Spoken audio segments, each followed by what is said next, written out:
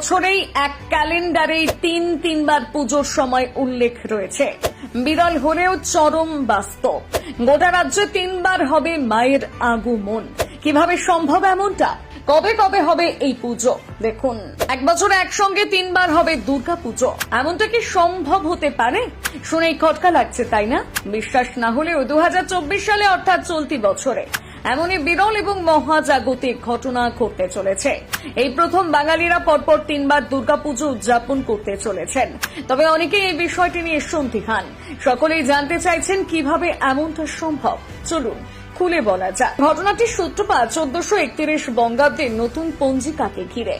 নতুন বাংলা বছরের ক্যালেন্ডারে পরপর তিনবার দুর্গাপুজো হবে এমনটাই উল্লেখ করা হয়েছে।